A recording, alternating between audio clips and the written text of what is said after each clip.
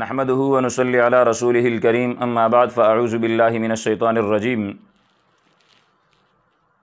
قل ان كنتم تحبون الله فاتبعوني يحببكم الله ويغفر لكم ذنوبكم۔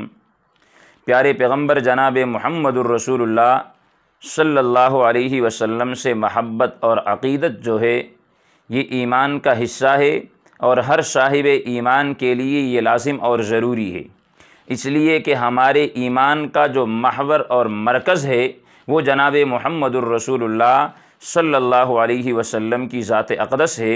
تو آپ صلی اللہ علیہ وسلم کے ساتھ محبت رکھنا، آپ کے محبت اگر کسی کے دل میں نہیں ہے، آپ کا ادب اور احترام اگر کسی کے دل میں نہیں ہے تو وہ شخص ایمان یعنی مسلمان نہیں ہو سکتا۔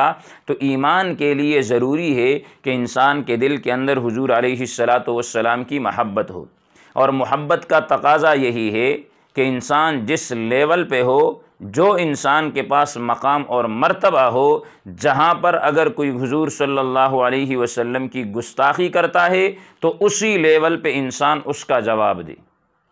تو ہمیں یہاں پر یا تو یہ کہنا پڑے گا کہ ہمارے پرائم منسٹر، ہمارے ملک کے وزیر اعظم، صدر، چیف آف آرمی اسٹاف یا دیگر جو بڑے بڑے سربراہان مملکت ہیں، انہیں یہ چاہیے کہ فرانس نے اگر سرکاری سطح پر حضور علیہ السلام کی گستاخی کی ہے تو ہمیں ان کو جواب بھی سرکاری سطح پہ دینا چاہیے۔ ہمیں اپنی عوام کو اٹھنے کا موقع ہی نہیں دینا چاہیے تھا۔ ہم ایک اسلامی ریاست کے ذمہ داران ہیں، یہ ایک اسلام کے نام پر بننے والی ریاست ہے۔ اسی اسلام کے نام پر بننے والی ریاست کے وزیر اعظم کی یہ ذمہ داری ہے کہ پوری دنیا کے اندر اگر کوئی شخص ایسا ہے کہ جو جناب محمد الرسول اللہ صلی اللہ علیہ وسلم کی گستاخی کرے تو اس سے ایکشن لینا، اس سے بات کرنا، یہ اس ملک کے وزیر اعظم اور بڑے بڑے ذمہ داران کے ذمے یہ بات ہیں۔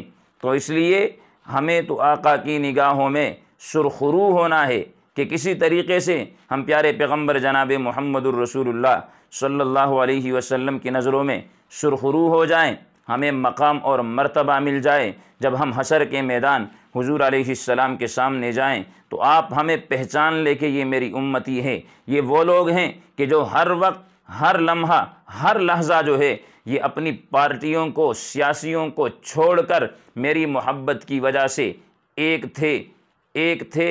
میری محبت کو انہوں نے اپنے ایمان کا حصہ قرار دیا۔